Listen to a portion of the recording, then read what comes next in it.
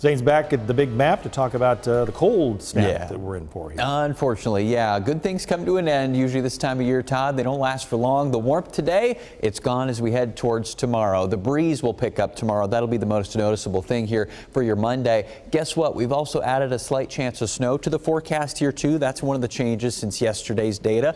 And the cold, it's still on track to really settle in towards about the middle part of this week. About Wednesday and into Thursday will be the coldest days of the week. I think it's timed out pretty nicely for the folks up west of Boone at Seven Oaks. They had a lot of cold last week to get the snow on the ground, get a base and everything else. They've had beautiful weather this weekend. All the folks are still going up the lifts right now to ski and snowboard and everything else there in the Des Moines River Valley. And then we're going to chill down here once everybody goes back to work and school and everything else this week.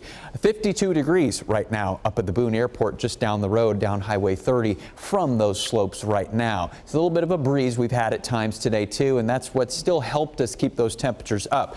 Frontal boundaries just to our west, even if I didn't draw it on there, you can still make out a pretty clear line of clouds moving off of the plains. That first boundary is going to slide through tonight. That'll shift our winds around to a different direction, and then the colder air will follow from more fronts coming through. That's what we're going to show you here. So you're going to see both the sky cover and you're going to see all the numbers. Those are going to be your wind chills, not the temperature, what you're actually going to feel like. So front number one slides in here through the overnight hours. We'll pause around tomorrow morning, feeling like the lower end of the 20s, so already a little bit chillier feel than what you woke up with earlier today. Watch as we go through the day then. Mostly sunny skies at first, and then our second front starts to come in from the north and west, along with some more low-level clouds into northern Iowa by the afternoon of your Monday tomorrow. We're feeling like 40s to 30s here in the Des Moines metro area and up to about Highway 30, but only 20s up in northern Iowa. So basically, you don't warm up tomorrow if you're up towards places like Pocahontas, Algona, or Humboldt, for example. That colder wind is going to start to blow in by tomorrow afternoon.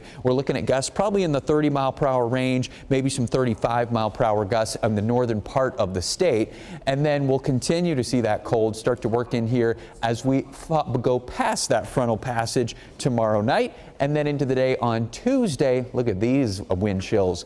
This is the daytime hours, or Tuesday morning, and then we don't really get up maybe above the low 20s for wind chills Tuesday afternoon. Keep in mind we were, above 60 just back yesterday. Now, precipitation-wise, we mentioned there's a chance of snow. Here's that. As we head towards Tuesday night and into the overnight hours early Wednesday, here's yet another front, and this one will have maybe just enough moisture in the atmosphere that we could break out maybe a few snow showers or maybe a few flurries, or if it's not snow showers, but at the very least you might see a few flakes or two late Tuesday night and into early Wednesday morning, and then the cold will settle in after that. By the time we hit Thursday morning, the winds are dying down, but temperatures will really bottom out. How cold? Well, we're looking at probably some single-digit morning lows early on Thursday. If we have enough of a breeze, we might see some wind chills below zero.